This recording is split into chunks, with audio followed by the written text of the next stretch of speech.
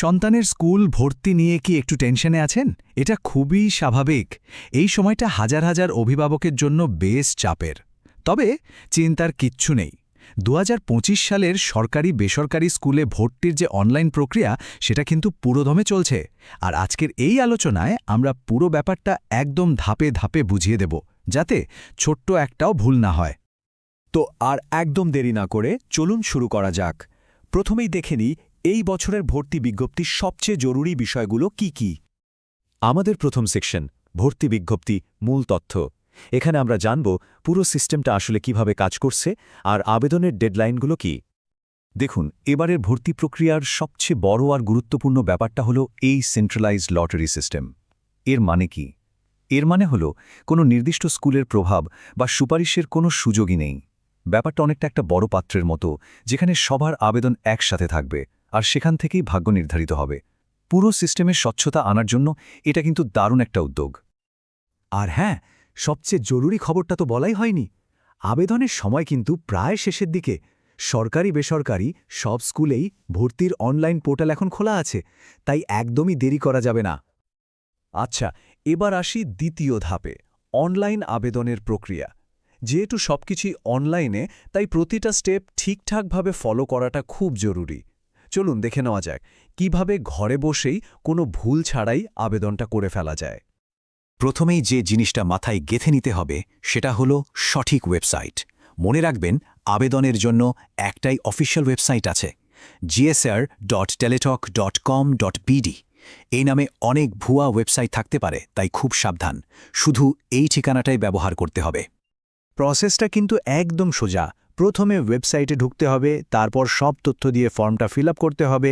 এখানে একটা ছোট কিন্তু জরুরি বিষয় আছে, যারা কোনো কোটায় আবেদন করবেন তারা যেন অবশ্যই কোটার নির্দিষ্ট বক্সে টিক চিহ্নটা দেন। সবশেষে ছবি আপলোড করে সাবমিট করলেই একটা ইউজার আইডি পাওয়া যাবে। ছবি আপলোডের সময় কয়েকটা জিনিস খেয়াল রাখতেই হবে। যেমন ছবিটা হতে হবে রঙিন, সাইজ একদম কাটায় কাটায় 300x300 পিক্সেল, আর ফরম্যাটটা হবে জেপিএজি। কেন এটা এত জরুরি? কারণ সিস্টেম কিন্তু অটোমেটিক ছবি চেক করে। এই মাপগুলোর না মিললে আবেদনটা কিন্তু প্রথমেই আটকে যেতে পারে। তাই বুদ্ধিমানের কাজ হবে ছবিটা আগে থেকেই রেডি করে রাখা। ফর্মটা সাবমিট করার সাথে সাথেই স্ক্রিনে একটা অ্যাপ্লিকেন্টস কপি চলে আসবে। ওখানেই একটা ইউজার আইডি লেখা থাকবে। এই ইউজার আইডিটা কিন্তু সুপার ইম্পর্ট্যান্ট। বলতে পারেন এটা আপনার আবেদনের চাবিকাঠি, কারণ টাকা পাঠানোর সময় এটাই লাগবে। তো সাথে সাথে একটা স্ক্রিনশট নিয়ে নিন বা প্রিন্ট করে যত্ন করে রেখে দিন। ওকে, আমাদের তৃতীয় সেকশন, ফি পরিশোধের নিয়ম। ইউজার আইডি তো পাওয়া গেল, মানে আবেদনের প্রথম ধাপ শেষ। কিন্তু আবেদনটা কনফার্ম হবে তখনই যখন ফি ঠিকমতো পেমেন্ট করা হবে। চলুন এবার তাহলে সেই প্রসেসটা দেখে নিই। প্রতিটা আবেদনের জন্য ফি হলো মাত্র 100 টাকা। আর একটা কথা অবশ্যই মনে রাখতে হবে, এই টাকাটা শুধু টেলিটক প্রিপেইড মোবাইল থেকেই দেওয়া যাবে, অন্য কোনো অপারেটর দিয়ে চেষ্টা করলে কিন্তু হবে না। এই টাকা পাঠানোর প্রক্রিয়াটা আসলে খুবই সহজ। মোট দুটো এসএমএস পাঠাতে হবে। প্রথমে একটা এসএমএস পাঠাবেন, রিপ্লাইয়ে একটা পিন নম্বর আসবে।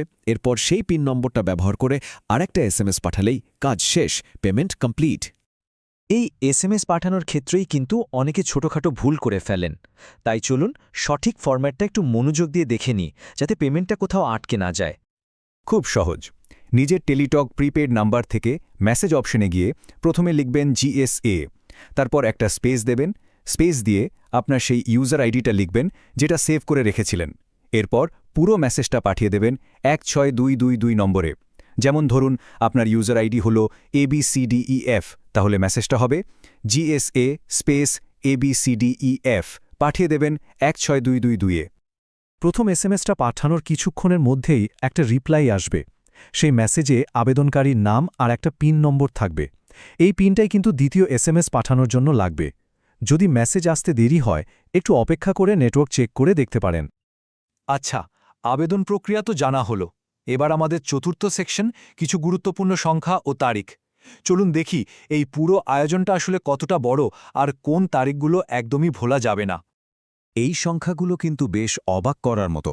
দেখুন, সারা দেশে সরকারি স্কুলগুলোতে সিট আছে প্রায় 1,21,000-এর মতো, কিন্তু বেসরকারি স্কুলগুলোতে সেই সংখ্যাটা প্রায় 10 গুণ বেশি। ভাবা যায়, প্রায় 11 লাখের কাছাকাছি। বোঝাই যাচ্ছে বেসরকারি খাতের ভূমিকাটা কতটা বড়। আর এই দুটো মিলিয়ে মোট সিট সংখ্যা দাঁড়াচ্ছে প্রায় 12 লাখ। কি বিশাল একটা ব্যাপার, তাই না? একটা মাত্র সেন্ট্রাল লটারির মাধ্যমে এতগুলো সিটের ভাগ্য ঠিক হবে, এটা থেকেই এই পুরো প্রক্রিয়ার গুরুত্বটা বোঝা যায়। আর সবশেষে যে দুটো তারিখ ক্যালেন্ডারে এখনই লাল কালি দিয়ে দাগিয়ে রাখতে হবে। 1. আবেদনের শেষ তারিখ হল 5ই ডিসেম্বর, এরপরে কিন্তু আর কোনো সুযোগই থাকছে না। আর 2. যে দিনটার জন্য সবার অপেক্ষা, সেই লটারি হবে 11ই ডিসেম্বর। ব্যাস, আবেদন প্রক্রিয়া এখানেই শেষ। এখন শুধু 11ই ডিসেম্বরের জন্য অপেক্ষা। আশা করছি আমাদের এই আলোচনা আপনাদের টেনশন কিছুটা হলেও কমাতে পেরেছে। তবে একটা প্রশ্ন কিন্তু থেকেই যায়, একটা লটারি কি আসলে একটা শিশুর ভবিষ্যৎ ঠিক করে দেওয়ার সেরা উপায়? এই প্রশ্নটা আপনাদের ভাবনার জন্য রেখেই আজকের মতো শেষ করছি। সব শিক্ষার্থীর জন্য অনেক অনেক শুভকামনা।